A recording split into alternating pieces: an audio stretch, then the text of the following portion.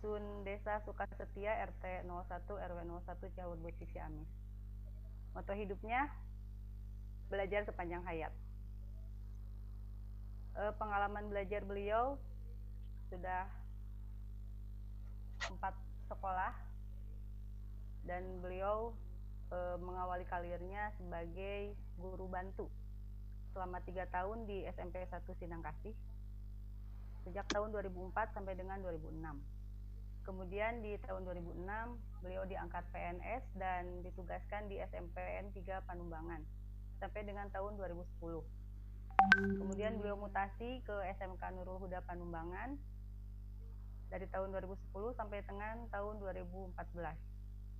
Dan di tahun 2014 sampai dengan sekarang beliau bertugas di SMPN 1 Cihurbuti dan menjabat sebagai Wakasek Kurikulum SMPN 1 Cihurbuti.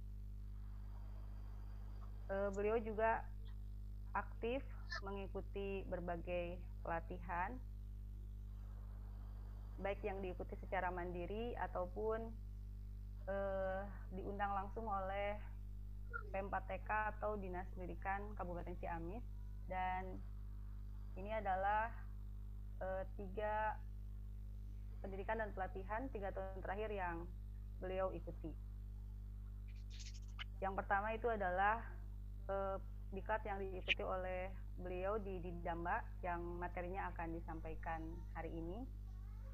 Kemudian yang kedua di diklat kesehatan reproduksi remaja bagi guru SMP dan itu masih di tahun 2020. Kemudian diklat online virtual koordinator training di 2019. Dan kemudian keempat dan kelima masih materi yang sama, yaitu STEM yang kemarin oleh Bapak pengawas dibahas. Dan di pelatihan yang keempat dan kelima ini Pak Rahmat Upaya berhasil melahirkan sebuah buku.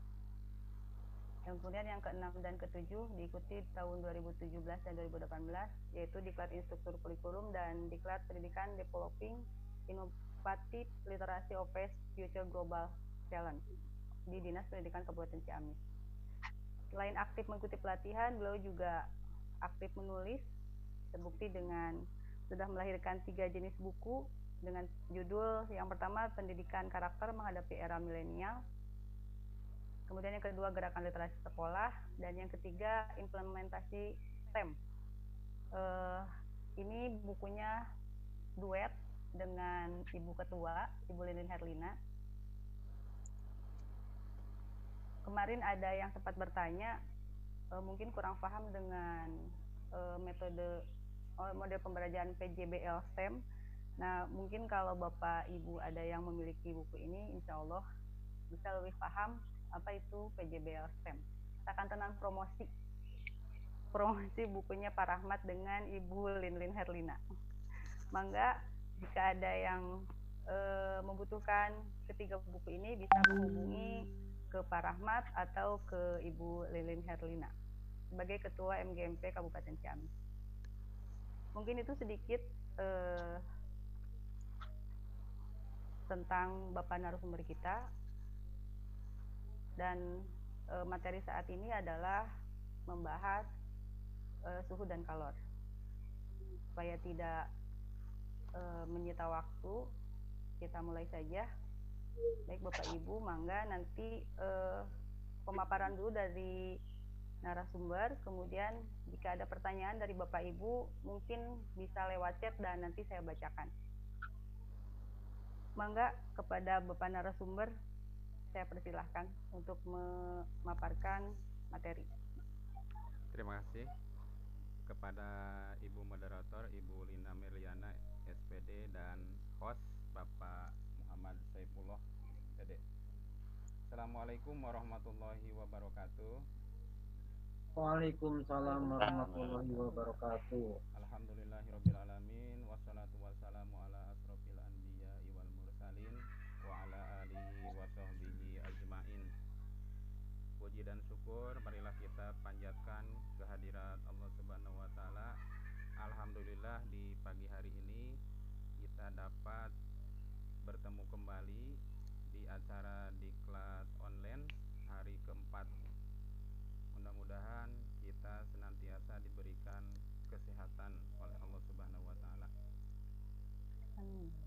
sebelumnya saya mohon maaf, di sini mungkin saya bukan sebagai narasumber, eh, saya sharing saja mungkin, karena mendapat amanah baik dari P4TK maupun dari Dinas Pendidikan, karena saya sebelumnya mengikuti diklat di Damba tentang suhu dan kalor. Jadi di diskusi ini kita sharing saja. Saya yakin Bapak Ibu juga sudah lebih kompeten di dalam materi ini, karena materi suhu dan kalor ini adalah materi yang juga dipelajari di kelas 7 untuk di SMP. Ya, kita mungkin mengingat kembali materi tentang suhu dan kalor. Baik, Bapak Ibu, kita masuk saja kepada materinya. Kepada host mohon ditayangkan materinya.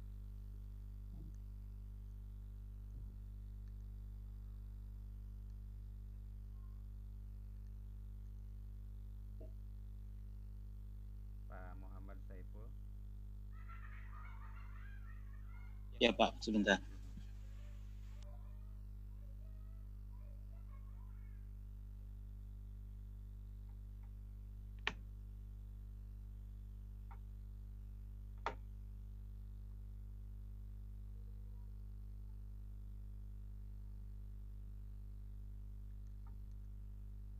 Belum muncul, Pak.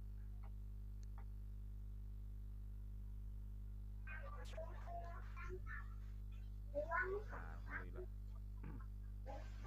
Jadi tema hari ini ya materinya materi profesi. Kalau sebelumnya mungkin materi tentang pedagogis, yaitu penyusunan RPP. Kemudian yang kemarin adalah pembelajaran online, itu pedagogis. Dan sekarang mengenai materi profesional, yaitu konsep suhu dan kalor. Dilanjutkan Pak. Sebelum ini ada tayangan video. Bapak Ibu bisa disimak dulu tentang video untuk mulai memotivasi pada materi suhu dan kalor. Silakan dijalankan Pak.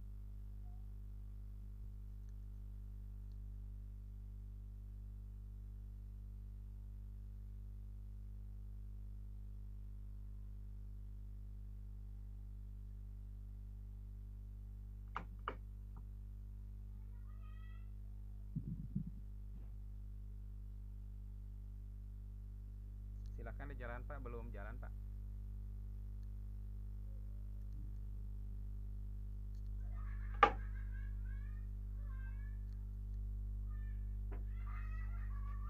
Belum jalan Pak videonya.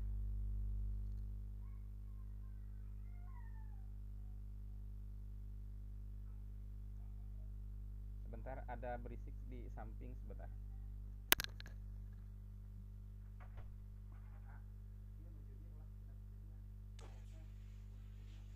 Sehingga sinar matahari langsung masuk ke bumi. Jalan video Pak. Pertama karena memang kita sedang ada yang juga menuju kemarau dan ada yang peralihan dari musim penghujan ke musim kemarau. Yang kedua karena memang pemanasan matahari yang maksimum, karena memang posisi matahari ini dari posisi ekuator sedang bergerak ke utara. Kemudian yang ketiga karena memang tutupan awan yang minim.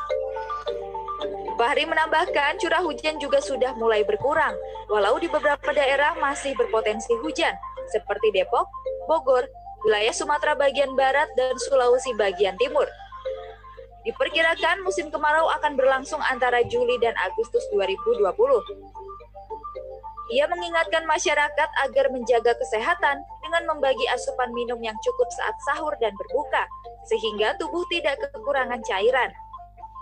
Sementara itu, masyarakat yang bertani diimbau agar mewaspadai terjadinya kekeringan ataupun kebakaran hutan dan lahan. Sandra Insanasari, Denny Irfan, Jakarta.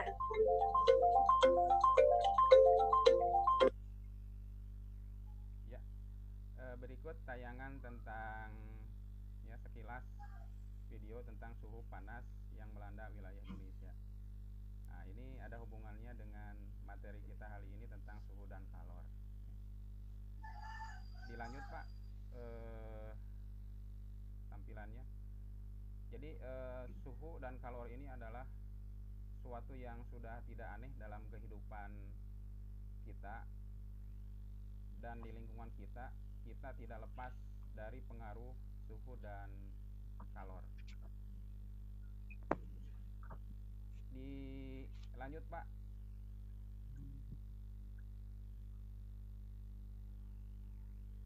Nah, ini pendahuluannya. Di alam modernisasi seperti ini, jadi penerapan kalor di bidang teknologi itu sudah tidak sulit kita temukan.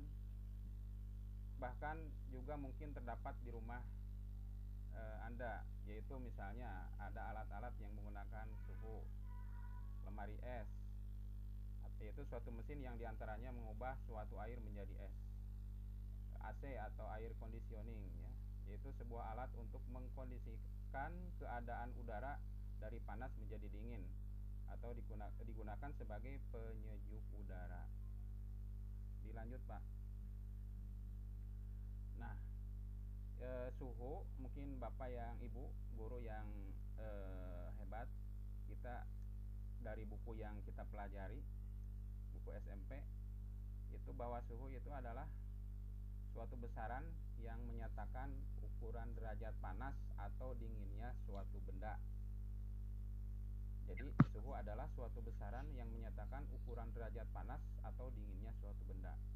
Untuk mengetahui dengan pasti dingin atau panasnya suatu benda, maka kita memerlukan suatu besaran yang dapat diukur dengan alat ukur. Sebagai contoh, apa yang kita rasakan ketika kita minum es? Dingin ya, bukan? Nah, es itu akan terasa dingin. Apa yang kita rasakan ketika kita merebus air? Lama-kelamaan air yang kita rebus yang tadinya dingin akan menjadi panas. Nah, bisakah kita mengukur suhu dengan tangan kita? Mungkin untuk membedakan bisa, ya, tangan kita untuk membedakan suhu, ya, dingin dan panas. Akan tetapi tangan kita tidak bisa menjadi alat ukur yang akurat, yang tepat untuk mengukur berapa besaran suhu. Nah, kita tentu memerlukan cara untuk membedakan derajat panas atau dingin suatu benda yang tepat. Maka ada alat pengukur suhu. Nah, alat pengukur suhu itu mungkin dinamakan, kita ketahui bersama, adalah termometer. Ini sejarah singkat pengukur suhu, yaitu termometer. Jadi alat pengukur suhu itu termometer pertama kali dibuat atau ditemukan oleh Galileo Galilei sekitar tahun 1564 sampai dengan 1642. Termometer ini disebut sebagai termometer udara waktu dibuat oleh Galileo Galilei. Termometer udara ini terdiri dari sebuah bola kaca yang dilengkapi dengan sebatang pipa kaca yang panjang. Jika bola kaca dipanaskan, udara di dalam pipa akan mengembang sehingga udara keluar dari pipa. Namun ketika bola didinginkan, udara di dalam pipa menyusut sehingga sebagian air naik ke dalam pipa. Termometer udara peka terhadap perubahan suhu sehingga udara saat itu segera dapat diketahui.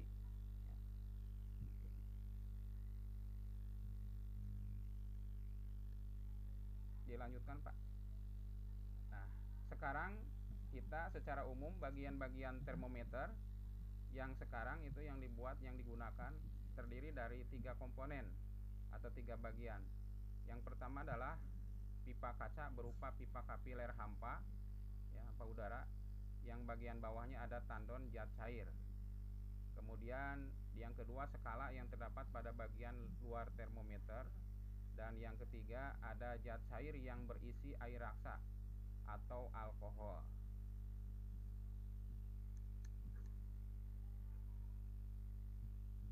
Selanjutnya berikutnya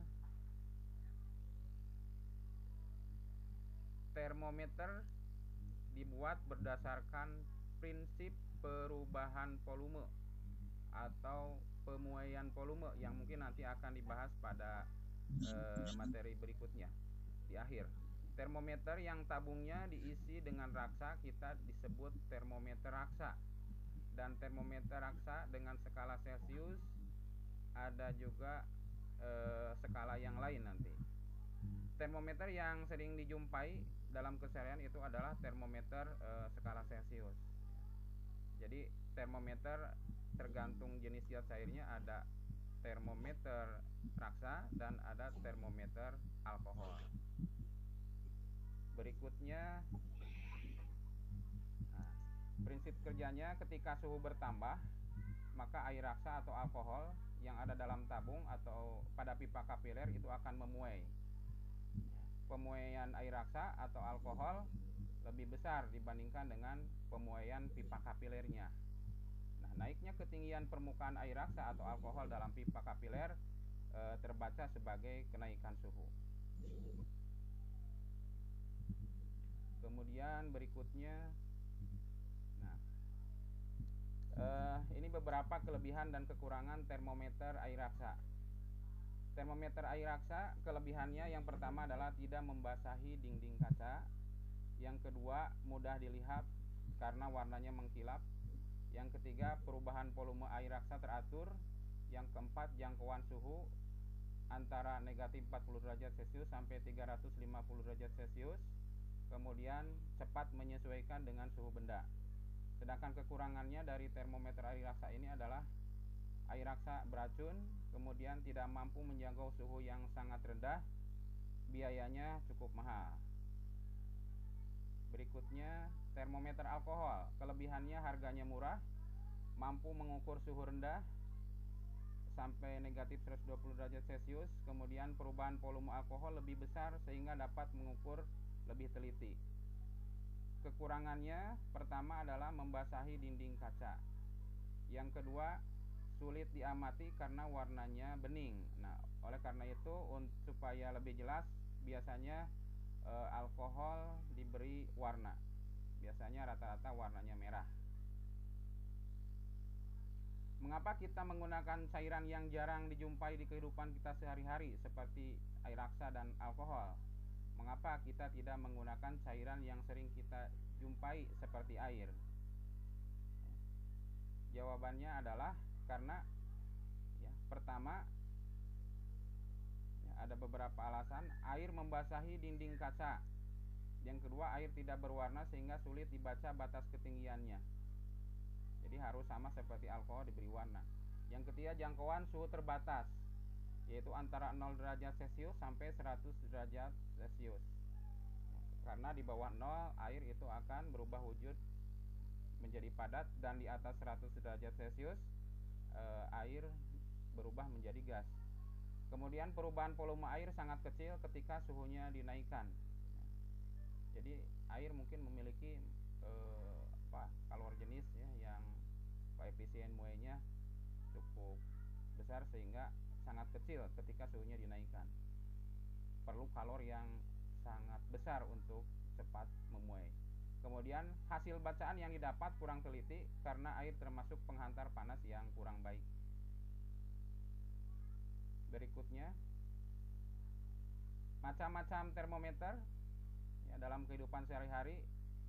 Kalau tadi berdasarkan zat cair yang ada di dalamnya, sekarang termometer laboratorium, baik air raksa maupun alkohol, itu biasanya digunakan di lab.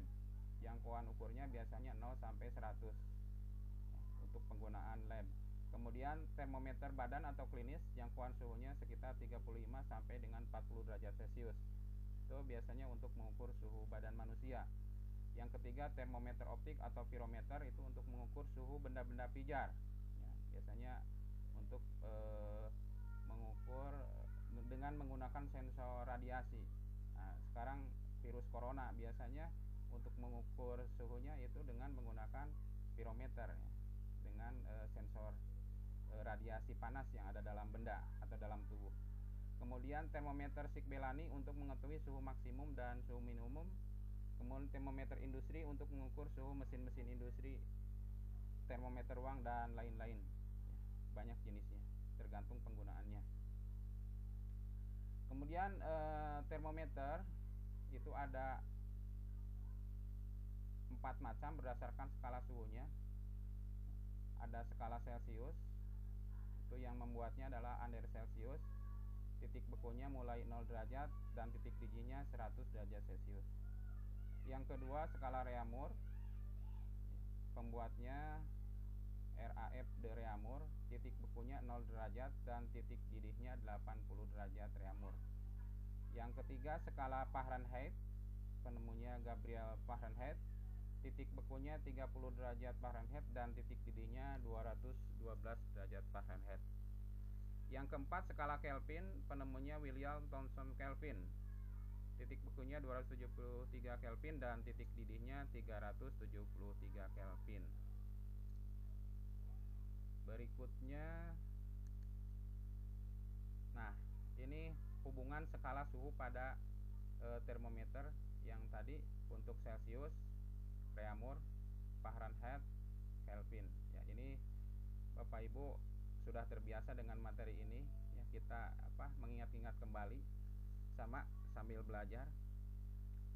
Yang untuk Celcius dari 0 sampai 100 masih Pak back dulu. Nah, 0 sampai 100 itu rentangnya adalah 100, ya. Kalau Reaumur dari 0 sampai 80 rentangnya 80. Fahrenheit mulainya titik tetap bawahnya dari 32 sampai 212, itu rentangnya itu 180. Dan Kelvin awalnya 273, paling atasnya 373, titik tetap atasnya, rentangnya 100.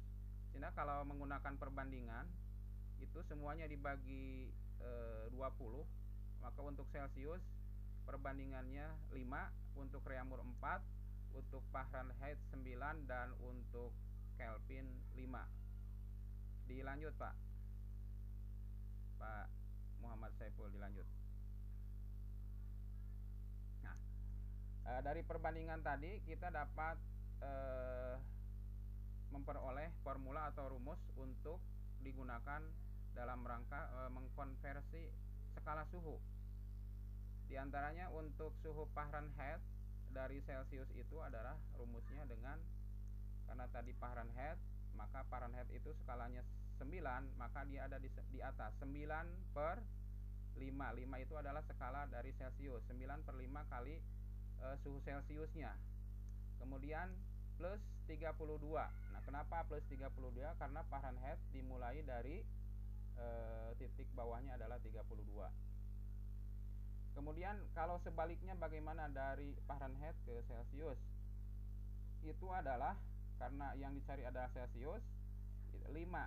Skala untuk Celcius adalah tadi 5. Jadi 5 dari Fahrenheitnya adalah skala 9, jadi 5/9 dikali T Fahrenheit dikurangi dulu 32 derajat Celcius. Kemudian dari Fahrenheit ke Reaumur, ya.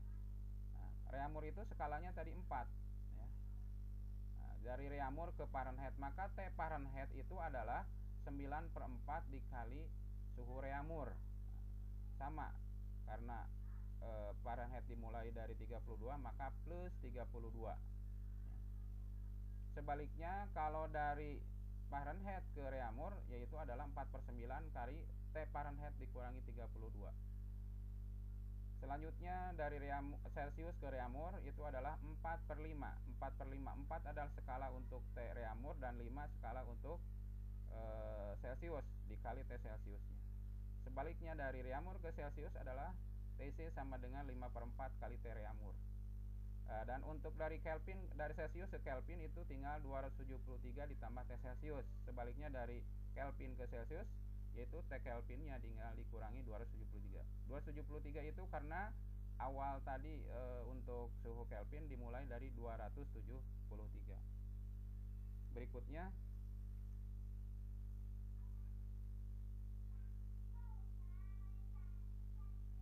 nah, contoh soal konversi suhu, Bapak Ibu. Di sini ada soal UN Fisika SMP tahun 2015. Ya, perhatikan gambar termometer Fahrenheit dan Celcius berikut ini. Di sini ada gambar dengan menggunakan suhu skala Fahrenheit tertera 95 derajat Fahrenheit. Ya. Dan di Celcius masih bertanda X. Ya. Nah, nilai X adalah berapa? Maka kita jawab, diketahui bahwa T Fahrenheit-nya adalah 95 derajat Fahrenheit. Ditanyakan T Celcius, ya, maka sesuai dengan rumus tadi sebelumnya bahwa untuk Fahrenheit ke Celcius yaitu adalah TC sama dengan, nah kalau di sini 5/9-nya di belakang, nah bisa saja mau di depan mau di belakang sama, ya. Jadi 5/9 dikali T Fahrenheit-nya dikurangi dulu 32. Nah, jadi T Fahrenheit dikurangi 32 tadi 95 dikurangi 32 dikali 5/9. 95 dikurangi 30 dia sama dengan 63. Dikali 5/9 sama dengan 35 derajat Celcius. Jadi suhu dengan menggunakan termometer Fahrenheit pada angka 95 itu sama dengan kalau menggunakan termometer Celcius sebesar 35 derajat Celcius. Nah, itu sudah biasa ya. Dan seterusnya sama untuk konversi suhu ke skala yang lain, baik ke Reaumur atau ke Kelvin ya, dengan menggunakan pola atau formula perbandingan yang tadi. Kemudian berikutnya tentang kalor, tadi tentang suhu.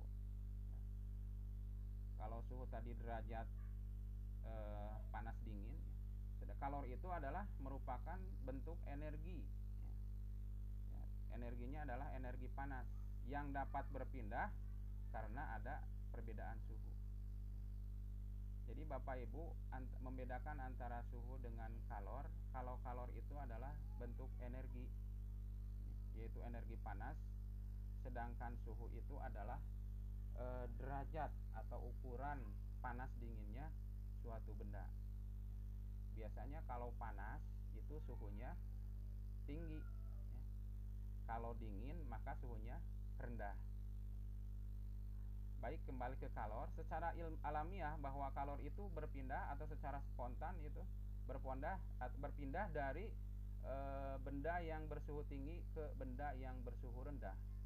Sama seperti air ya. Air itu sebenarnya juga bisa bergerak berpindah dari posisi yang tinggi ke posisi yang rendah. Itu secara alami.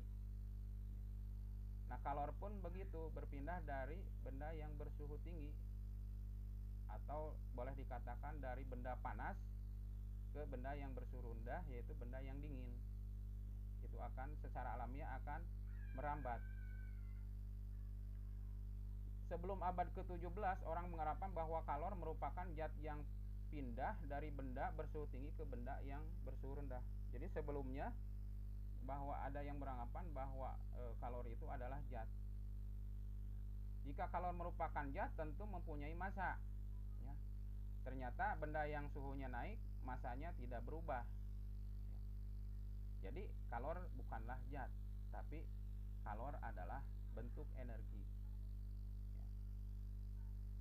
Baik, satuan untuk kalor, satuan untuk menyatakan kalor itu adalah joule. Ya. Ada juga Pak Rahmat. Ya. Mohon izin. Ya. Audionya, kata peserta audionya kurang terdengar. Oh iya. Sekarang bagaimana Bu? Sekarang bagaimana, ada nggak? Bagus sekarang bagus Pak. Bagus. Bagus, mantap. Oh, harus dipegang ya. Ya, baik. Iya Pak. Ya. Bagus Pak. Baik, dilanjutkan Pak Bapak Rahmat. Ibu ya. Satuan untuk menyatakan kalor itu adalah joule atau kalori. Joule menyatakan satuan usaha atau energi ya. Satuan joule merupakan satuan kalori yang umum digunakan dalam dalam fisika ya, dalam fisika. Sedangkan kalori menyatakan satuan kalor. Biasanya kalori biasanya digunakan untuk kandungan dalam bahan makanan. Contohnya sepotong roti memiliki kandungan energinya 200 kalori dan sepotong daging memiliki kandungan energi 600 kalori. Nilai 1 kalori itu artinya banyaknya kalori yang diperlukan untuk memanaskan 1 kilogram ya, air agar suhunya naik ya, 1 derajat Celcius. Jadi 1 kalori itu adalah banyaknya kalori yang diperlukan untuk menaikkan 1 kilogram air agar suhunya naik 1 derajat Celcius. Berikutnya, nah, hubungan antara kalori dengan joule itu 1 kalori sama dengan 4,2 joule. 1 kalori 4,2 joule, atau dibalik 1 joule itu adalah 0,24 kalori. Berikutnya, Pak. Nah, bagaimana pengaruh kalor terhadap benda? Ya, sebagaimana kita ketahui dan sudah kita pelajari, yang pertama pengaruh kalor terhadap suhu benda. Kalor merupakan energi yang diterima atau dilepaskan suatu benda.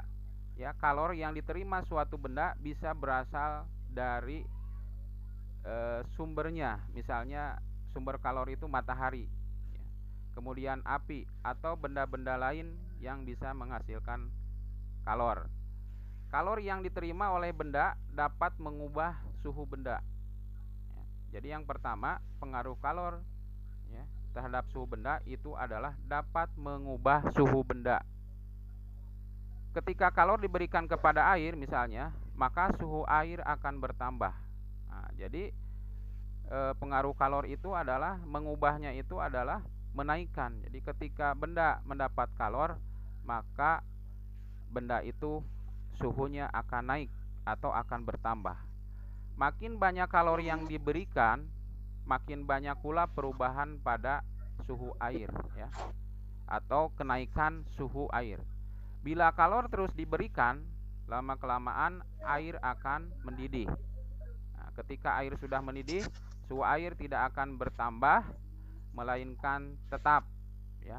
Dapat disimpulkan bahwa kalor dapat mengubah suhu zat, yaitu dapat menaikkan suhu zat atau benda.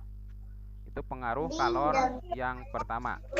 Kemudian pengaruh kalor yang kedua terhadap wujud benda.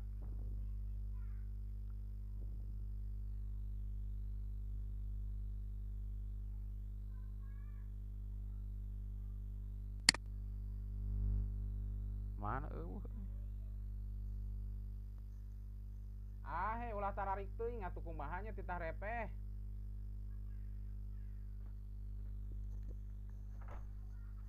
Geus pareuman we ulah gandeng. Asup ka dieu. Ulah gandeng. Lamun gandeng wartosan teh. Repeh gitu.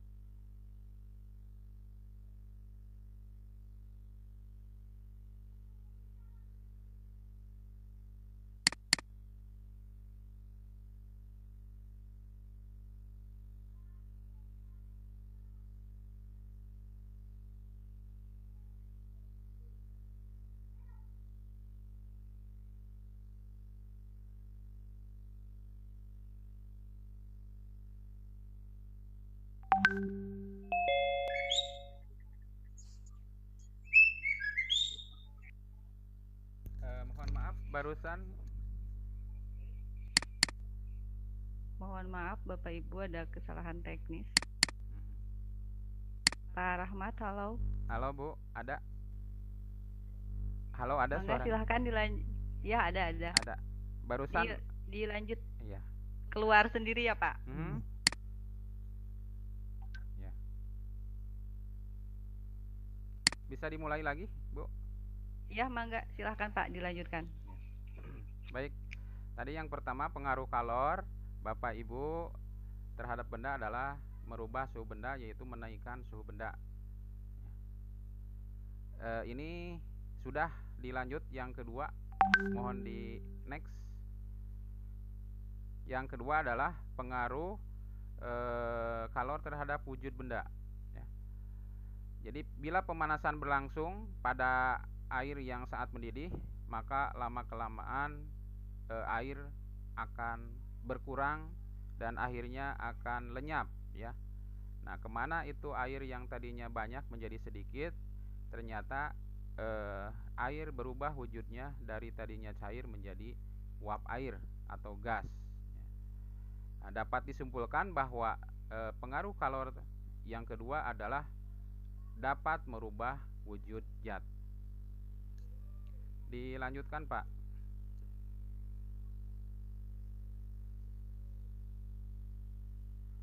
Masih bisa berjalan hostnya? Jalan.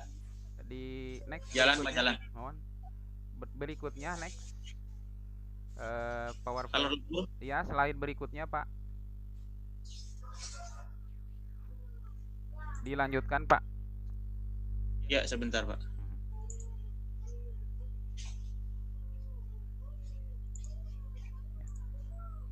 Baik, sambil menunggu lagi tampilannya, jadi diulangi bahwa ada dua. Pertama, pengaruh kalor adalah menaikkan suhu zat atau benda. Yang kedua adalah merubah wujud zat. Nah, ini ya. Sudah Pak, lanjut. Next. Ini sudah. Ini Nah, ini ya. Perubahan wujud zat yang disebabkan oleh kalor diantaranya yaitu perubahan wujud dari padat menjadi cair atau sebaliknya, ya, dari cair menjadi padat. Contohnya yang terjadi pada lilin yang sedang menyala, itu adalah perubahan wujud dari padat menjadi cair. Kalau yang dari cair menjadi padat, yaitu ketika membuat es batu, ya, di lemari es, itu adalah air menjadi padat. Kemudian yang kedua, perubahan wujud dari cair menjadi gas dan sebaliknya. Fenomena ini terjadi pada peristiwa ketika memasak air tadi, ya, dari cair menjadi gas atau uap air. Kemudian sebaliknya, dari gas menjadi cair itu terjadi pada fenomena hujan, yaitu proses pengembunan.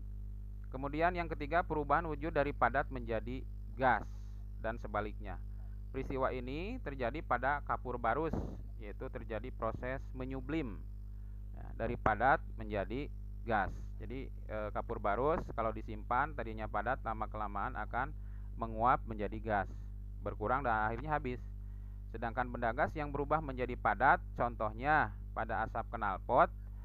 Asap knalpot berubah menjadi jelaga atau benda padat ketika menyentuh permukaan di dalam bagian knalpot.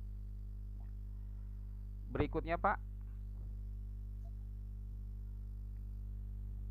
Pak Muhammad Saiful, dilanjut. Next. iya. Kalau lebur Pak, Next setelah itu. Setelah perubahan wujud zat. sudah Pak, di sini sudah berubah tapi Oh, belum kesininya apa ya? belum ya? Belum. Bentar ya ini.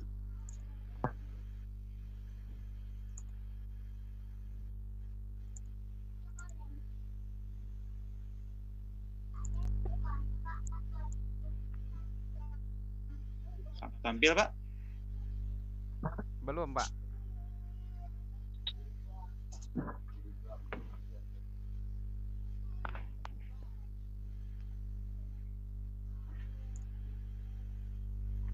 Belum, masih gelap. Ya, sebentar.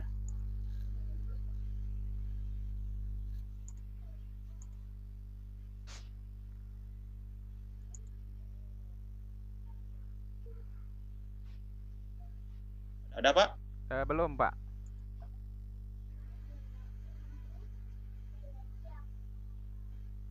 Belum ada, Pak. Ya, sebentar.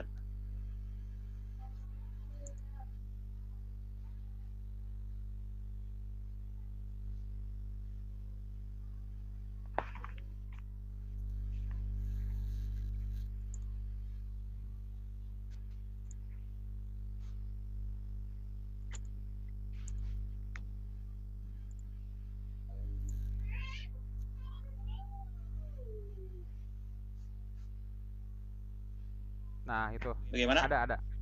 Nah, Ya. baik Bapak Ibu, dilanjutkan. Tadi sudah kepada pengaruh kalor terhadap benda ya. Sekarang kalor lebur dan kalor beku. Kalor yang diperlukan untuk melebur 1 kg zat padat menjadi 1 kg zat cair pada titik leburnya itu dinamakan kalor lebur. Jadi kalor lebur itu adalah kalor yang diperlukan untuk meleburkan 1 kg zat padat menjadi 1 kg zat cair pada titik leburnya. Itu adalah pengertian kalor lebur. Kemudian pengertian atau definisi kalor beku yaitu kalor yang dilepaskan pada waktu 1 kg zat cair untuk menjadi 1 kg zat padat pada titik bekunya. Itu definisi dari kalor lebur dan kalor beku. Berikutnya, Pak. Kalor lebur itu dia membutuhkan ya, kalor yang diperlukan untuk dibutuhkan, sedangkan kalor beku itu kalornya dilepaskan ya, untuk merubah wujudnya ya. Kalor beku itu dari cair menjadi padat. Berikutnya, Pak. Sudah, Pak. Belum tampil ya? Oh, tidak tampil lagi, Pak. Ini masih tidak berubah. Ya, bentar. Kalau tidak bisa jalan, mungkin bisa dipindah host dulu ya.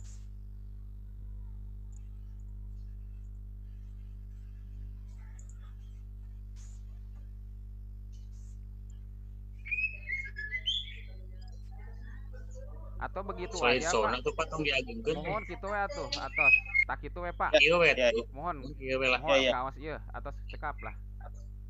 Ya. Nah, jika banyaknya kalori yang diperlukan oleh zat yang masanya M kilogram untuk melebur adalah Ki Joule, maka kalor lebur itu dapat kita tulis atau kita peroleh dengan rumus L itu adalah Ki per M ya. Atau kita kalau mencari Ki-nya adalah tinggal M dikalikan L ya, itu dalam kalor lebur. Jadi kalau lebur L sama dengan Ki per M.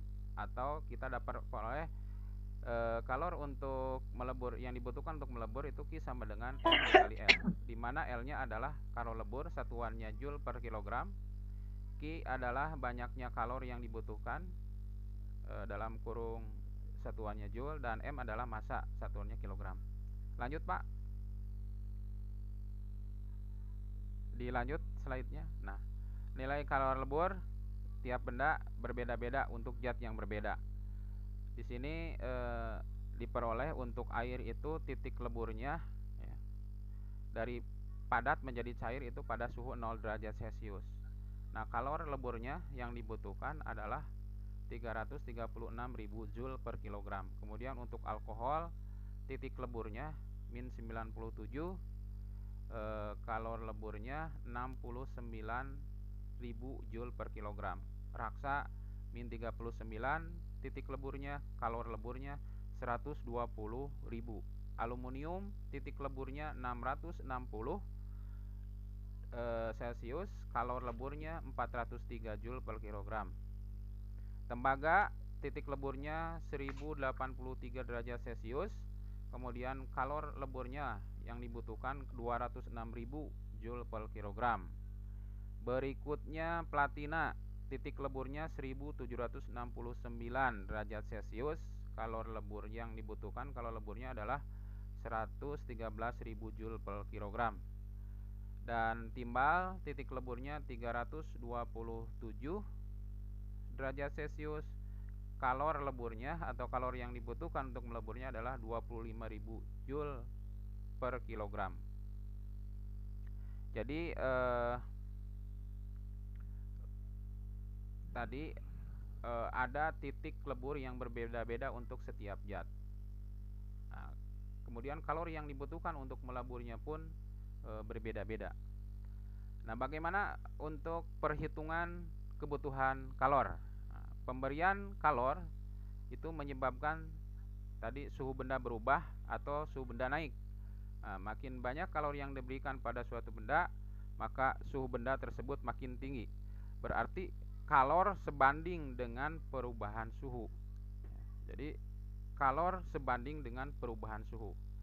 Selain itu bergantung pada massa dan perubahan suhu, kalor yang diperlukan agar suhu benda naik juga bergantung pada kalor jenis zat. Sehingga kita peroleh untuk menghitung berapa jumlah kalori yang diperlukan atau dilepaskan oleh sebuah zat atau sebuah benda untuk mengubah suhu sistem, untuk merubah suhu sistem. Dalam merubah suhu sistem, maka itu diperoleh rumus Q sama dengan M kali C kali delta T, di mana M-nya adalah massa, bisa satuannya gram atau kilogram, kemudian C-nya adalah kalor jenis zat, kalori per gram derajat Celcius atau Joule per kilogram. Delta T yaitu perubahan zat atau perubahan suhu, yaitu satuannya derajat Celcius. Itu adalah menghitung jumlah kalori yang dibutuhkan ketika merubah suhu zat, yaitu bisa naik atau turun. Kemudian berikutnya berapa jumlah kalori yang dibutuhkan ketika saat berubah wujud zat atau berubah fasa zat. Zat itu bisa berbentuk padat, tadi cair atau gas. Ketika terjadi perubahan wujud atau perubahan fasa, maka sejumlah kalor ada yang dilepas atau ada yang diserap. Nah, maka untuk menghitung kalornya, berapa besar kalornya, maka diperoleh rumus Q sama dengan M dikali L. Ya, tadi juga sudah disebutkan sebelumnya, di mana Q adalah kalor, satuannya bisa kalori atau tadi Joule, M sama dengan massa, satuannya gram atau kilogram, L itu adalah kalor laten atau yaitu kalor lebur tadi. Kalor penguapan untuk air itu pada suhu 100 derajat Celcius ya, 530 kalori per gram. Kemudian kalor peleburan es pada saat 0 derajat Celcius adalah 80 kalori per gram. Dilanjut, Pak. Dilanjutkan. Nah, kalor jenis zat tiap benda berbeda-beda. Apa pengertian kalor jenis zat? Kalor jenis zat itu banyaknya kalor yang diperlukan untuk menaikkan suhu 1 kilogram sebesar 1 derajat Celcius. Jadi kalori yang diperlukan untuk menaikkan suhu 1 kilo zat sebesar 1 derajat Celcius. Berapa kalor jenis zat untuk timbal di sini ya? 128 Joule per kilogram derajat Celcius. Emas 129 Joule per kilogram derajat Celcius. Kemudian raksa 140, tembaga 400, aluminium ya. Berikutnya es ether, alkohol, air itu adalah 4200 Joule per kilogram. Beton 800 Joule per kilogram derajat Celcius. Itu kalor jenis zat. Contoh, ini ada soal berapa banyak energi yang harus dikeluarkan lemari es dari 150 kg air pada suhu 20 derajat Celcius untuk membuat es pada min 12 derajat Celcius atau menjadi suhu negatif 12 derajat Celcius. Ini dari ya, kalau kita gambarkan bahwa siklus air itu adalah begitu ya. Jadi ada 3 tahap karena ada beberapa fase. Yang pertama itu di suhu 20 derajat Celcius ya. Pada suhu atau temperatur 20 derajat Celcius ini wujud air dalam bentuk cair. Maka untuk turun dulu ke min 12 itu harus ke 0 dulu ya, ke suhu 0 dulu. Jadi ada perubahan suhu dari 20 ke 0 derajat Celcius. Maka kita gunakan rumus kalornya itu adalah rumus yang untuk perubahan suhu, yaitu MC delta T. Karena masih bentuknya air, maka M-nya M air, C-nya kemudian kalau jenis air, kemudian deltanya ada perubahan suhu dari 20 ke 0. Kemudian di 0 derajat itu terjadi perubahan wujud zat. Maka kalor yang diperlukan untuk perubahan wujud zat ya, dari cair menjadi gas itu Q2 itu adalah M kali L ya. Jadi massa S karena sudah berbentuk S, maka massa S dikali kalor lebur S. Kemudian dari 0 ke min 12 derajat Celcius itu ada perubahan suhu, yaitu penurunan suhu.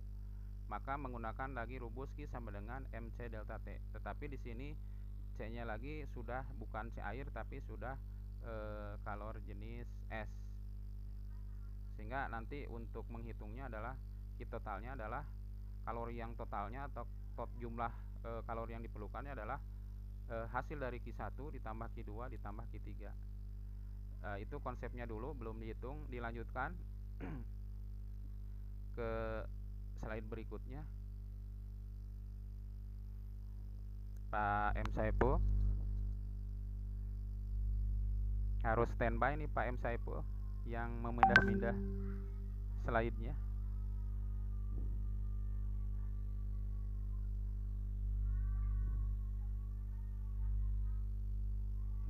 Pak M. Saipul, slide-nya menjadi tidak ada.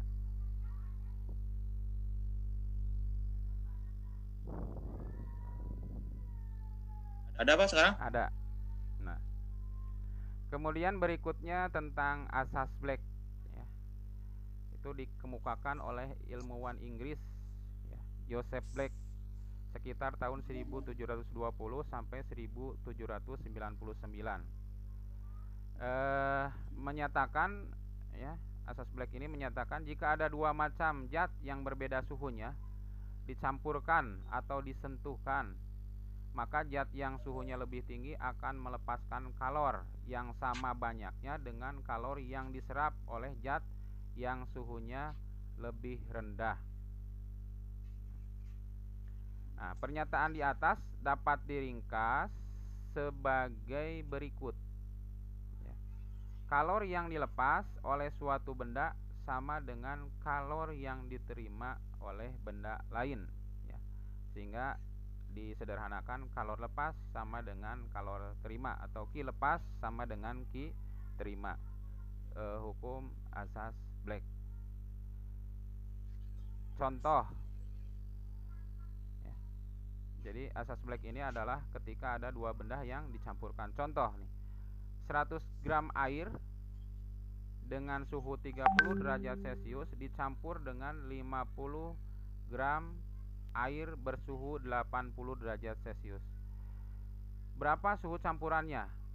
Diketahui kalau jenis air 1 kalori per gram derajat Celcius. Jadi ada 2 buah air ya, yaitu yang bersuhu 30 derajat itu 100 gram dan 50 gram yang bersuhu 80 derajat Celcius. Maka penyelesaiannya adalah yang pertama itu yang air dingin, berarti air yang bersuhu 30 derajat Celcius ya, agak dingin nih gitu ya. Masanya 100, kita tulis M1 100 gram, suhunya T1 nya 30 derajat Celcius. Kemudian air yang bersuhu lebih panas 80 derajat Celcius itu T2, dan massa M2 nya adalah 50 gram tadi di soal diketahui. Maka menggunakan asas Black bahwa Q yang diserap sama dengan Q yang dilepas. Q yang diserap adalah air yang dingin, berarti dia menyerap kalor. Maka M1 kali C1 kali delta T1 itu sama dengan kalor yang dilepas oleh air yang panas, yaitu M2 kali C2 kali delta T2. Kita masukkan 100 kali 1 dikalikan T. T di sini adalah T hasil campuran ya. T dikurangi 30 karena suhunya tadi 30 dikurangi T1 sama dengan 50 gram yang air kedua dikali 1 dikali 80 dikurangi T campuran. Sehingga 100 T dikurangi 300 sama dengan 50 kali 80 4000 dikurangi 50 kali T 50 T. Nah, kemudian kita pindahkan yang T-nya ke sebelah kiri, 100 T ditambah 50 T menjadi 150 T. Kemudian yang 3000 pindah ke sebelah kanan, 4000 tambah 3000 menjadi 7000. Sehingga T-nya adalah sama dengan 7000 dibagi 150 sama dengan 46,7 derajat Celcius. Artinya T ini adalah suhu campuran dari air panas yang tadi dengan air yang dingin ya, menjadi 46,7 derajat Celcius. Berikutnya perpindahan kalor. Nah, kalor dapat berpindah baik secara spontan maupun tidak spontan ya. Kalau dari dingin ke panas itu harus ada perlakuan khusus. Tapi kalau dari panas ke dingin itu adalah alamiah atau spontan. Nah, perpindahan kalor atau panas dapat dibagi menjadi 3 ya. Pertama, berdasarkan medium perantaranya, pertama adalah secara konduksi, yang kedua secara konveksi, yang ketiga secara radiasi. Secara konduksi yaitu adalah perpindahan kalor ya, melalui medium tanpa dengan perpindahan partikel-partikel zat dari medium itu ya. Mungkin bisa di nextkan itu ya PowerPoint-nya. Jadi konduksi itu adalah perpindahan atau perambatan kalor ya, tanpa berpindah partikel-partikel zatnya. Atau kalau logam berarti partikel-partikel logamnya tidak berpindah. Jadi yang berpindah itu adalah energi panasnya. Nah, perpindahan kalornya terjadi secara berantai. Karena apa? Karena partikel-partikelnya bergetar semakin cepat ya, pada saat kalor yang masuk ke logam semakin besar. Nah, karena desakan-desakan itulah terjadi perpindahan panas. Contohnya untuk konduksi itu adalah besi yang dipanaskan ya di satu ujung dengan api, kemudian ujung yang satunya lagi akan terasa panas ya. Itu perambatan kalor atau perpindahan kalor secara konduksi. Mungkin dalam kehidupan sehari-hari ketika kita sedang memasak dengan menggunakan logam, maka ketika lama-kelamaan yang kita pegang logam itu akan terasa panas. Itulah secara konduksi ya. Kemudian laju konduksi perpindahan kalor, laju perpindahan kalor secara konduksi itu sebenarnya bisa dihitung dengan menggunakan rumus Q per T itu sama dengan K kali A per L dikali T2 per T1. Q per T nya adalah laju perpindahan kalor, A nya adalah luas penampang, kemudian L nya adalah panjang bahan, K nya kondusivitas bahan, kemudian delta T nya adalah selisih suhu, bisa Celcius atau Kelvin. Berikutnya yang kedua adalah perpindahan kalor secara konveksi.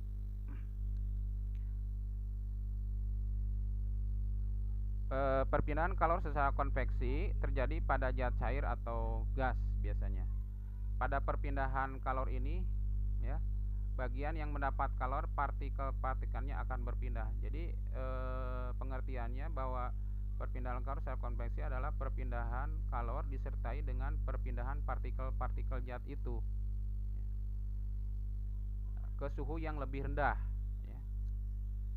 Contohnya ketika kita merebus air ya, dari dingin kemudian sampai mendidih, maka ketika ini ada gelembung-gelembung yang berpindah ya kalornya dari bawah ke atas ya. Jadi yang akan mendapatkan panas paling dahuluan yang bersentuhan langsung dengan api. Kemudian lama-kelamaan ke atas akan panas juga. Nah, panas itu karena memang molekul-molekul air yang tadi di bawah kena panas, dia bergerak ke atas, dan sedangkan yang ada di atas yang dingin tertekan turun ke bawah. Nah, itu adalah perpindahan secara konveksi. Bisa terjadi pada zat cair maupun gas. Nah, gas juga bisa mungkin terjadi pada asap atau awan. Nah, untuk menghitung laju perpindahan kalor secara konveksi itu Q per T sama dengan H kali A dikali T2 min T1. H-nya adalah koefisien konveksi, kemudian A-nya adalah luas penampang, delta T-nya adalah selisih suhu, satuannya bisa Celcius atau Kelvin. Berikutnya radiasi. Radiasi adalah perpindahan kalor ya, tanpa melalui medium atau perantara, biasanya oleh sinar matahari langsung ke permukaan bumi ya. Nah, itu adalah secara radiasi. Nah, kecepatan sebuah benda yang meradiasikan energi bisa dihitung dengan delta Q per delta T E to A kali T pangkat 4. E nya adalah koefisien pemancaran, tau nya adalah ketetapan 5,67 kali 10 pangkat min 8, A sama dengan luas permukaan, T nya adalah suhu. Mungkin rumus-rumus ini laju kecepatan sebenarnya di SMP tidak dipelajari, cuma sampai definisi dan aplikasi penerapannya di kehidupan sehari-hari. Perhitungannya ini mungkin di SMA. Berikutnya suhu dan pemuaian ya. Ini yang terakhir mungkin ya. Suhu dan pemuaian pada kehidupan sehari-hari, temperatur merupakan indikator panas atau dinginnya benda. Nah, es dikatakan bertemperatur rendah ya. Kemudian api dikatakan bertemperatur tinggi ya, sehingga terasa panas, sedangkan es terasa dingin. Berikutnya pemuaian. Nah, pemuaian itu adalah proses bertambahnya ukuran zat atau benda karena mendapatkan kalor ya.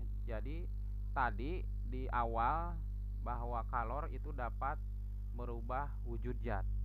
Nah, ini dikatakan pemuaian. Jadi pemuaian itu adalah berubahnya ukuran zat karena pengaruh kalor ya. Dan pemuaian ini dibagi menjadi 3 ya. Ada pemuaian panjang, kemudian ada pemuaian luas, dan ada pemuaian volume. Untuk zat padat itu terjadi ketiga-tiganya, baik muai panjang, kemudian muai luas maupun muai volume. Sedangkan untuk zat cair dan gas itu adalah muai volume saja. Jadi muai panjang itu biasanya untuk benda yang panjang, kemudian untuk satu dimensi lah, panjang gitu ya. Misalnya kawat yang sangat kecil ya, itu nanti pemuaian panjang. Kemudian kalau luas 2 dimensi, berarti ada lebarnya, misalnya plat, atau kalau digambarkan misalnya seng, maka atau kaca ya.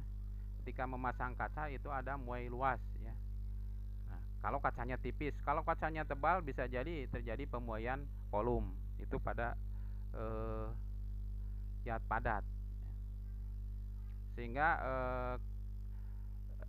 kenapa PLN gitu memasang kabel tidak langsung kencang, nah, itu adalah dengan mengukur atau mempertimbangkan pemuaian yang akan terjadi pada kabel atau kawat itu. Jadi untuk menghitung muai panjang tadi adalah perubahannya delta L sama dengan L0 kali alfa kali delta T. Jadi L0 itu adalah panjang awal, kali alfanya adalah koefisien muai, delta T-nya adalah perubahan panjang. Perubahan suhu. Kemudian kalau yang delta A atau perubahan luas tinggal sama, A0 kali beta, bukan alfa tapi beta kali delta T. Dan beta itu ada hubungannya dengan alfa, yaitu 2 kali alfa dari 2 kali koefisien muai panjang. Kemudian kalau perubahan volume itu adalah delta P sama dengan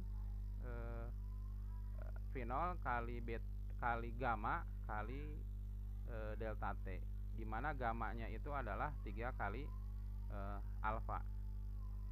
Pemuaian panjang LT atau delta L. Nah, LT atau itu panjang terakhir, LT itu adalah tinggal L0 ditambah delta L. Jadi panjang mula-mula ditambah dengan perubahan panjangnya. Sehingga LT bisa dirumuskan LT sama dengan L0 dikali dalam kurung 1 ditambah alfa delta T. Ya. Dimana L0 adalah panjang awal, LT adalah panjang pada suhu terakhir, delta L itu adalah perubahan panjang, dan alfanya adalah tadi koefisien muai panjang. Berikutnya Pak, contoh soal untuk pemuaian zat padat. Sebatang baja berpenampang kecil yang panjangnya 20 meter bersuhu 20 derajat Celcius. Baja mengalami pemanasan sampai suhu 40 derajat Celcius. Kemudian didinginkan sampai suhu negatif 30 derajat Celcius. Berapakah perbedaan terhadap panjang awal? Nah, dimana misalnya diketahui koefisien bajanya 12 kali 10 pangkat min 6 per derajat Celcius. Maka A adalah delta L, yaitu L0 kali alfa kali delta T. Ya. Sama dengan L0 nya adalah 20 meter dikali alfanya 12 kali 10 pangkat min 6 per derajat Celcius dikali delta T. Delta T nya adalah dari 40 derajat dikurangi 20 derajat Celcius. Nah, dikalikan hasilnya 4,8 mm. Ini adalah muai perubahan panjangnya 4,88. Kemudian sekarang suhunya didinginkan lagi menjadi min 30 ya. Maka kalau min 30 sama L0 nya 20, alfanya 12,10 pangkat min 6. Nah, perubahan suhunya yang berubah. Jadi min 20 dikurangi 20 menjadi min 50. Nah, hasilnya adalah min 12 mm. Nah, min itu mungkin adalah menyusut ya. Gitu. Kalau plus tadi adalah bertambah panjang, kalau negatif adalah bertambah pendek atau menyusut. Jadi pemuaian itu tidak selalu panjang, kalau ke suhu yang rendah bisa menjadi menyusut. Berikutnya Pak. Nah, itu yang kedua, ini contoh untuk muai luas ya. Sebuah plat baja berbentuk persegi dengan sisi 30 cm bersuhu 20 derajat Celcius. Bila plat baja dipanaskan sampai 130 derajat, tentukan luas baja sekarang. Nah, maka bahwa beta itu 2 alfa. Alfanya yang tadi ya, 12 kali 10 pangkat min 6, maka dikali 2, maka betanya adalah 24 kali 10 pangkat min 6.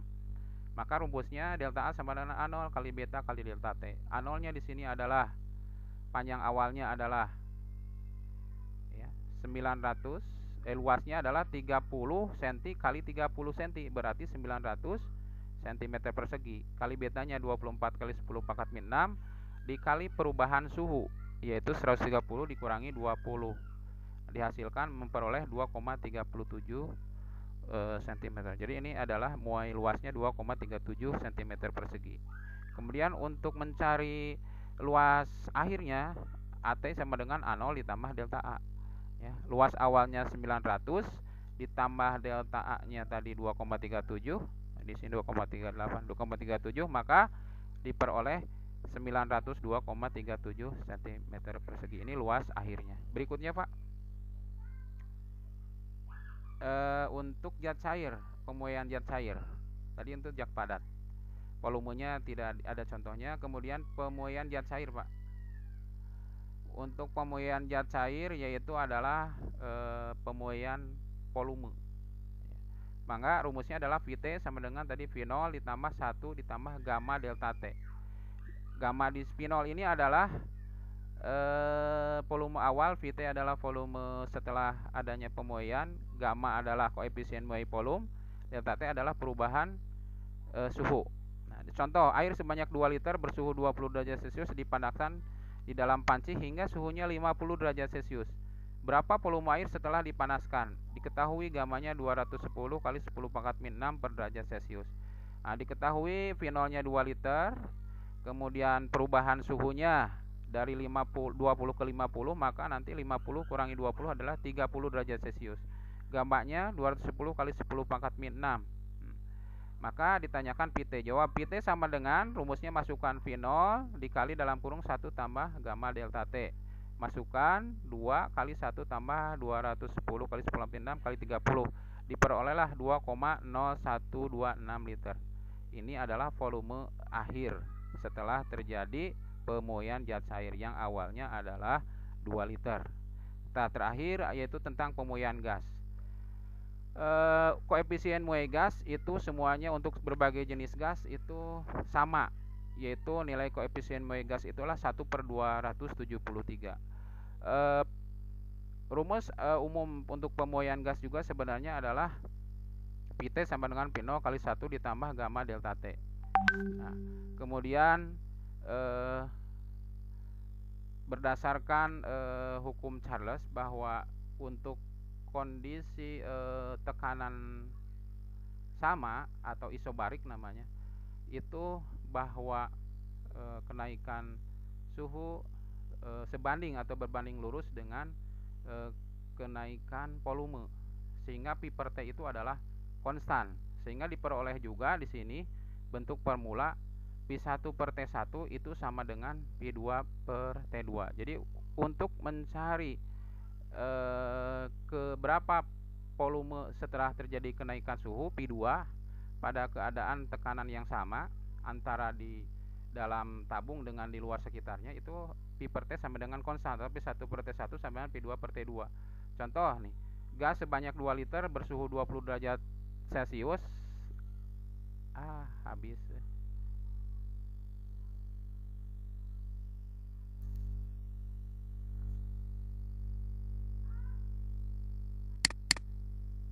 Neng kita ulah ganeng kumahanya repeh heula poe ieu repeh heula sadayana punten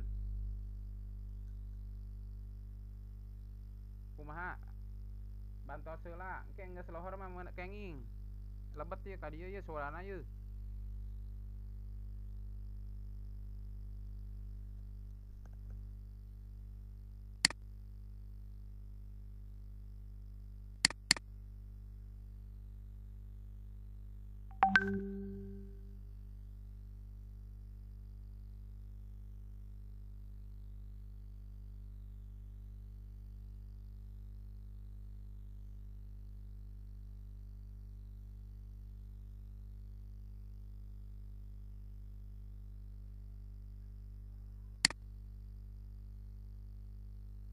Repeh heula Bu, pang ieukeun heula Bu. Ulah sinagara neng.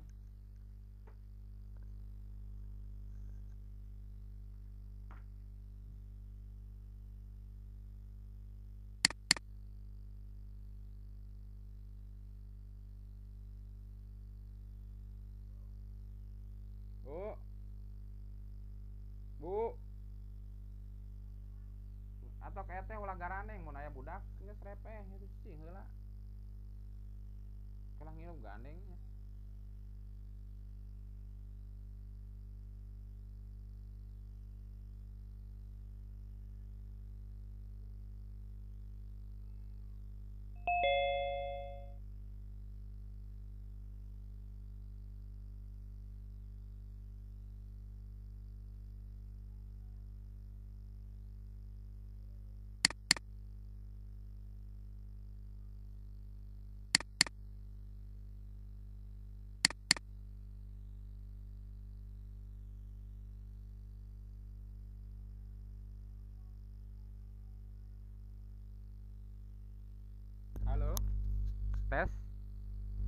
Tes tes. Ada lagi. Masuk. Tes. Masuk. Mati lagi Pak ya? Ya. Peserta atau salah bat? Lagi. Acan Pak Antosan. Sampai 25. Sampah.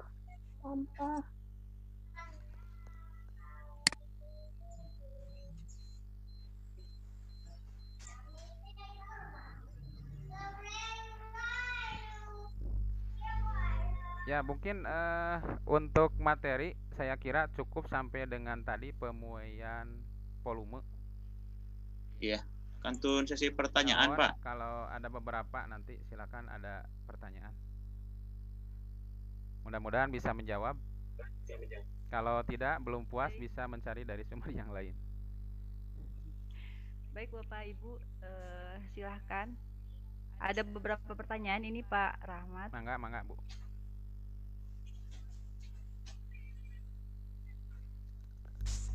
Yang pertama,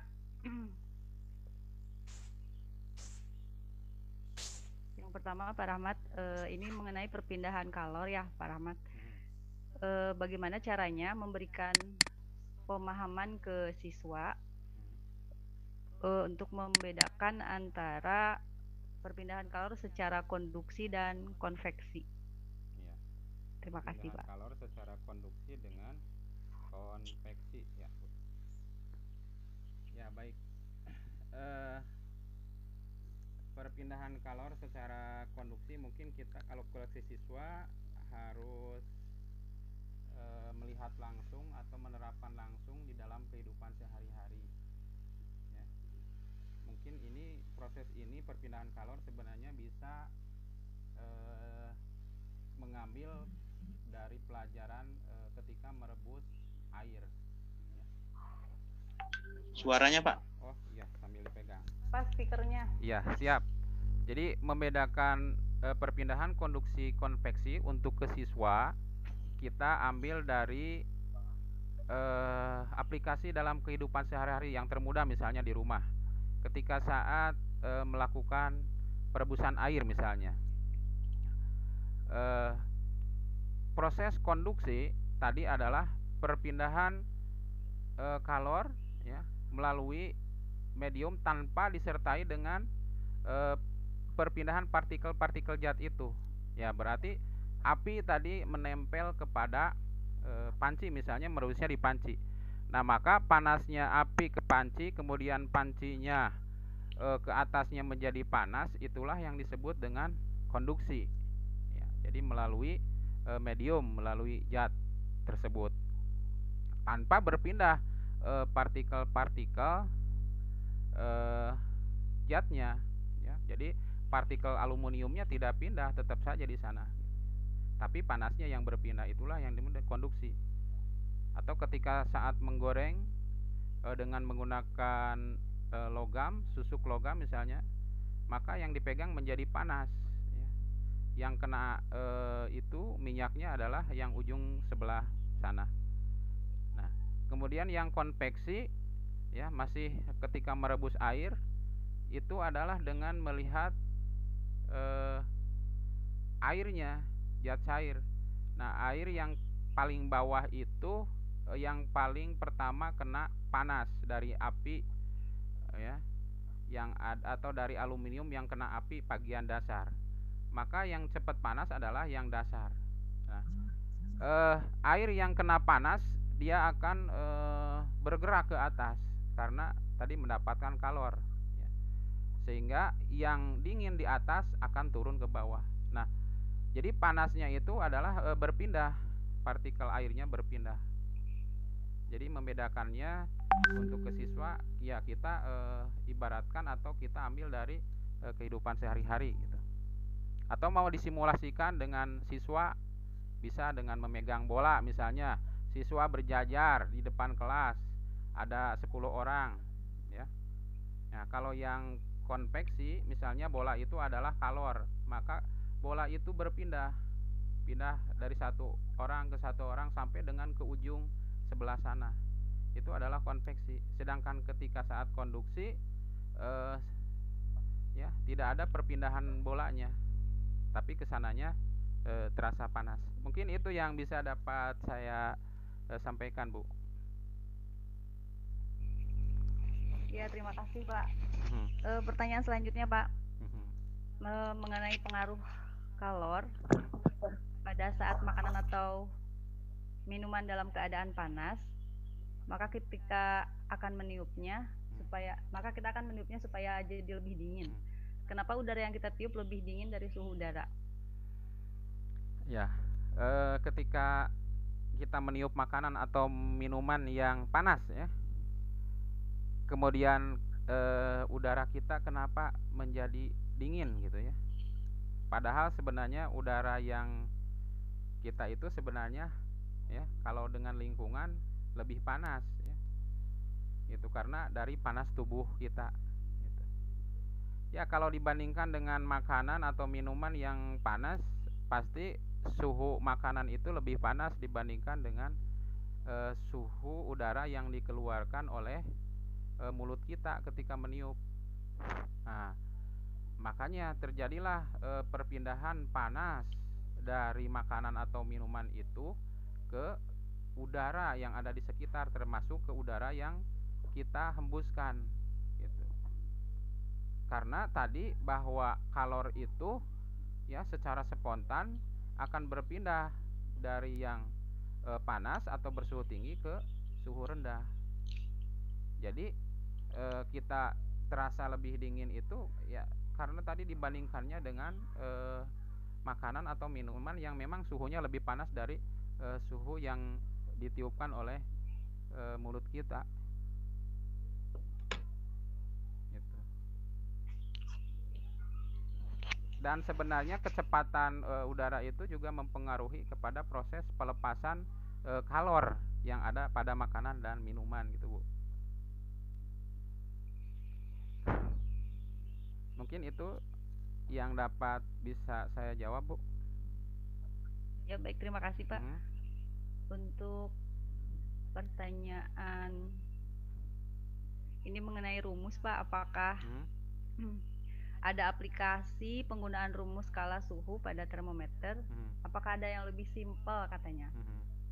Ya. Dari berbagai kondisi skala suhu, jadi siswa hanya diberikan satu rumus saja untuk mencakup semuanya. Ya sebenarnya untuk membuat aplikasi bisa-bisa saja ya. Itu kan rumus perbandingan sebenarnya. Menggunakan Excel saja sebenarnya bisa ya. Itu menggunakan rumus perbandingan.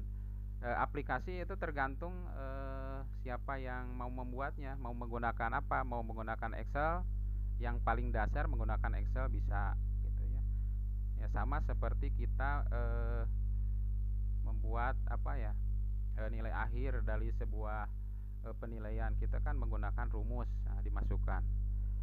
Excel juga bisa untuk menghitung konversi suhu ya, ketika kita masukkan suhu ini maka keluar. Atau nanti ada aplikasi-aplikasi yang lain gitu ya. Saya belum mempelajari aplikasi IT langsung ya untuk mengkonversi dari, tapi ada itu dengan aplikasi program pasti ada yang merubah untuk konversi suhu ini. Biasanya di setiap HP itu ada di Android ada juga disisipkan itu ada untuk konversi suhu selain timer gitu ya. Timer alarm biasanya ada konversi suhu. Ketika dimasukkan suhu sekian mau jadi apa, maka berubah. Jadi kalau dasarnya itu menggunakan Excel saja bisa gitu. Cuma dasarnya adalah rumus perbandingan yang tadi. Saya belum punya aplikasi khususnya, Bu. Kalau secara manual di kelas ada Pak? Gimana, Bu? Kalau di kelas, untuk di kelas maksudnya secara manual di papan tulis misalnya. Oh, di papan tulis. Iya, jadi supaya anak nggak bingung karena terdapat 4 4 betul. rumus. ada 4 Iya. formula. Ada 4 formula dan 4 itu juga sebenarnya ada 2-2, bisa bolak-balik maksudnya. Jadi dasarnya tetap rumus itu harus dikuasai dulu gitu. Nah, rumus itunya apa ya?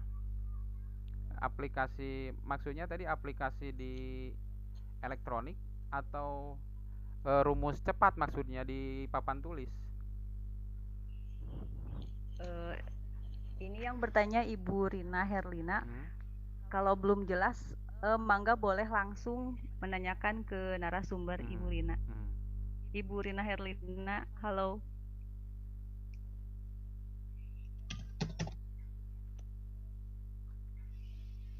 Silakan Bu Rina. Barangkali mau menanya secara langsung. Maksudnya rumus cepat di papan tulis, Bu. Oh iya. Betul Jadi ya. bukan Jadi diberikan satu, bukan ya, aplikasi ya. diberikan satu rumus saja gitu. Jadi anak-anak udah aja hafalnya satu rumus itu saja, nggak perlu banyak formula, adakah gitu. Oh. Iya. Itu untuk formulanya tinggal diganti-ganti skalanya mungkin Bu ya. Gitu. Itu sebenarnya bisa saja gitu ya dirubah, tapi tetap perbandingan ya, perbandingan antar itunya tetap ada, perbandingan skala antara skala satu dengan skala yang lainnya. Mungkin jadi formulanya jadi rumus umum mungkin nanti Bapak Ibu ya. Kalau dijadikan satu nanti ada rumusnya umum gitu. Kalau yang tadi saya jelaskan rumus untuk masing-masing antara skala yang satu dengan skala yang satunya gitu. Dan bolak-baliknya. Mungkin itu Ibu itu yang bisa saya jawab. Ya, terima kasih Pak. Baik Bapak Ibu, karena ini tadi sempat keluar, jadi si list pertanyaannya tidak ada. Mungkin untuk pertanyaan selanjutnya boleh secara langsung disampaikan ke narasumber. Mangga yang mau bertanya boleh mengaktifkan suaranya.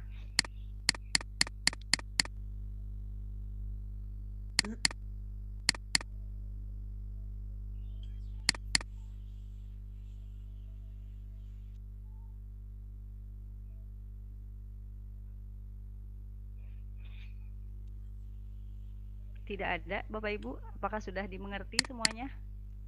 Bu Sri, silahkan.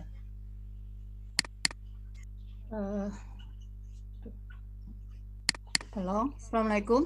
Bisa didengar? Waalaikumsalam Bu. Ya, Bisa Bu. waalaikumsalam. Ini mungkin tadi pertanyaan dari Bu Lina ya. Bu Lina. Kalau boleh mungkin mengingatkan kembali, itu ada rumus umumnya Pak, Ya. tentang menghitung berapa suhu kesetaraan ya, kesetaraan suhu dari yang diketahui dengan yang tidak diketahui. Jadi perbandingan aja. Perbandingkan, misalkan kita ambil ketetapannya misalkan antara Celsius dengan Fahrenheit. Yang diketahui Celsius, yang ingin disetarakan adalah Fahrenheit. Berarti dicari perbandingan antara titik yang ditanya yang dicari terhadap titik tetap bawah atau titik lebur. Misalkan Fahrenheit-nya dibandingkan dulu dengan Celsius. Jadi selisih antara yang dicari terhadap titik lebur berbanding dengan yang selisih antara yang diketahui terhadap titik lebur, misalkan Celsius. Misalkan ya, berapa 50 derajat Celsius itu setara berapa nilai Fahrenheit-nya. Berarti misalkan taruhlah yang Fahrenheit itu kita anggap X misalnya ya. Berarti X minus titik tetap bawahnya minus 32 ya, dikurangi dengan X tadi minus 32 titik tetap bawahnya, perbanding dengan misalkan tadi Celsiusnya 50 derajat, titik tetap bawahnya kan titik leburnya kan 0, berarti ya tinggal 50 minus 0 sebanding setara dengan rentang skalanya. Kalau di Celsius Pak, kan rentang skalanya sama ya. yang atas Fahrenheit dulu berarti 212 dulu. Pokoknya semuanya untuk yang dicari itu bandingkan terhadap titik tetap bawah. Terus disetarakan dengan selisih perbandingannya, Pak. Iya. Atau paling gampang misalkan reamur. Misalkan 40 derajat reamur setara dengan berapa Fahrenheit. Ini yang jelas yang rentang skalanya beda ya. Mudah, ya, berarti mudah.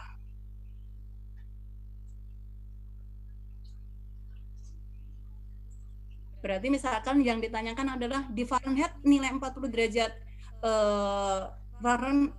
reamur itu berapa derajat. Nah, berarti nilai yang untuk mencarinya cukup cari selisihnya aja terhadap titik tetap bawah sebanding dengan perbandingan terhadap yang dibandingkan itu tadi. Kalau yang misalkan mau kita ambil sebagai yang atasnya pembilangnya itu adalah misalkan yang dicari berapa derajat Celcius minus titik tetap bawah atau titik leburnya berarti minus min 32. Ini apa? Min 32. Berarti kan jadi plus ya.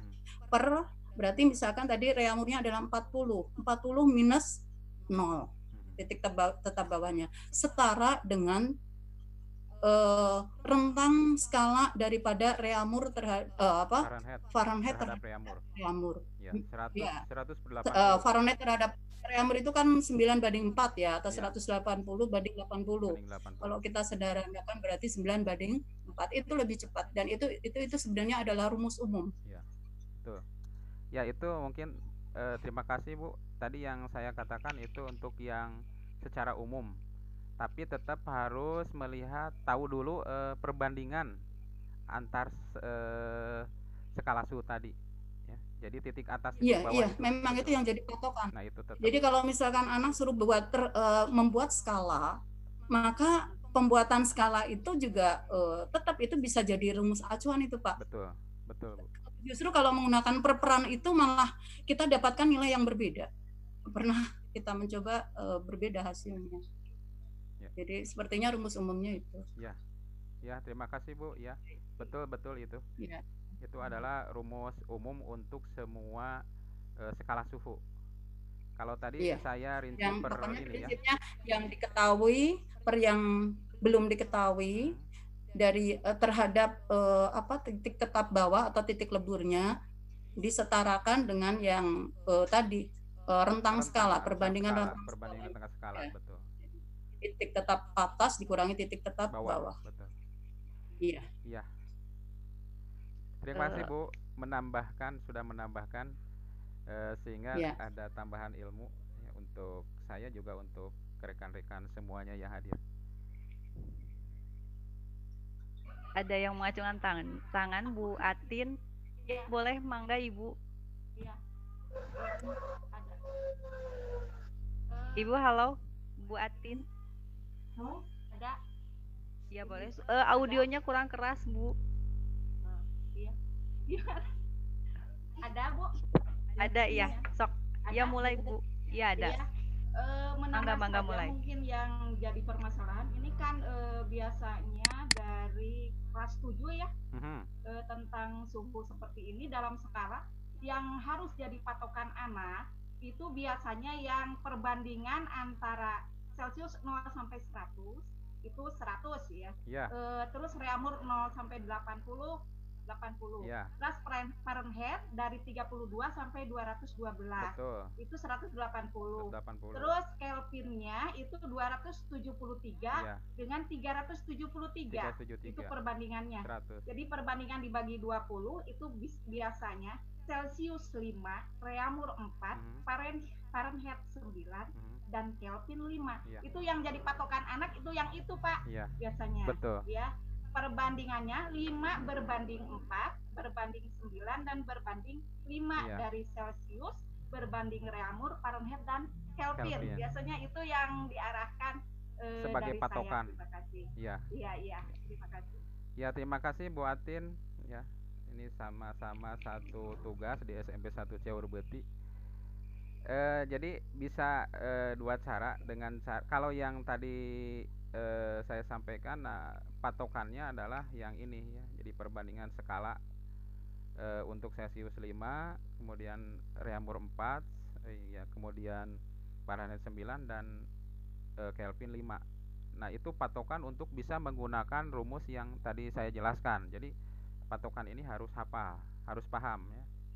Kemudian untuk yang umum tadi, ya patokannya harus tahu titik atas titik bawah berarti. Kalau yang tadi Ibu Rita ya, untuk yang rumus umumnya. Iya. Mohon izin menambahkan. Mangga Ibu. Untuk mudahnya ke anak SMP, kalau saya itu memang tadi dasarnya perbandingan ya, kemudian titik atas titik bawah. Tapi ketika pas perhitungan, kalau saya bahasa mudahnya ke anak, kalau misalkan ditanya Fahrenheit, Fahrenheit itu sudah hafal perbandingan tadi, jadi 9 per gitu. Fahrenheit yang disebut harus 9 di atas gitu. Kalau misalkan yang ditanya Celsius berarti 5 yang di atas gitu. Jadi kan kadang tadi terbalik ya kalau pakai rumus yang sudah jadi antara yang ditanyakan dengan yang diketahui. Contoh soal misalkan berapa derajat reaumur 50 derajat Celsius. Nah kan di depan itu T derajat reaumur sama dengan maka ya. T derajat reaumur 4 harus tuliskan 4 dulu gitu. 4 dulu di atas. Untuk reaumur. Betul. Baru per 5 dari yang diketahui. Ya, T derajat Celsius gitu. Misalkan Celsius yang ditanya berarti harus 5 dulu yang disebut. Iya. T derajat Celsius sama dengan 5. Ya. Nah, kemudian yang ditanyakan itu apa perbandingannya itu. Ya. Kemudian yang kedua apabila untuk yang tidak dimulai dari 0. Yang ada min 32 atau untuk Kelvin ya, untuk 273. Kalau untuk Kelvin saya selalu tekankan ke Celsius saja karena Celsius kan perbandingan skalanya sama, hanya dimulainya berbeda gitu dari 200. Saja biasanya yang jadi masalah bagi anak itu ke Fahrenheit yang min 32. Kalau misalkan ditanya T derajat Fahrenheit berapa? Berarti kan harus 9 per, tapi di depan min 32 untuk yang Fahrenheit-nya. Tapi kalau yang ditanyakan yang Celsius lainnya, nah di belakang ditambah 32 karena perubahan posisi ya dari kiri ke kanan gitu. Itu sebetulnya matematikanya saja, tapi sebelumnya memang tetap penekanan itu pada konsep titik atas, titik bawah, banyaknya perbandingan, kemudian angka perbandingan yang sudah disederhanakan. Itu saja Pak. Iya, terima kasih Bu Lindin, terima kasih memperjelas tadi rumus yang saya jelaskan. Betul. Ya. Baik Pak Rahmat. Ya. Dan semua Bapak Ibu guru hebat. Karena waktunya sudah melebihi dari jadwal Pak, harusnya 9.30 kita sudah selesai. Mungkin kalau masih ada pertanyaan boleh dilanjutkan di WA group. Mungkin juga boleh japri langsung ke Bapak narasumber untuk Bapak Ibu. Terima kasih Ibu. Mungkin ditutup dari saya. Terima kasih atas perhatian Bapak Ibu semuanya. Apabila ada yang belum jelas ya bisa nanti melalui grup WA. Mohon maaf apabila ada kekurangan. Selamat beribadah saum Ramadan. Assalamualaikum warahmatullahi wabarakatuh. Waalaikumsalam warahmatullahi wabarakatuh. Iya, Bapak Ibu, kita lanjutkan besok hari. Terima kasih. Assalamualaikum warahmatullahi wabarakatuh. Waalaikumsalam warahmatullahi wabarakatuh.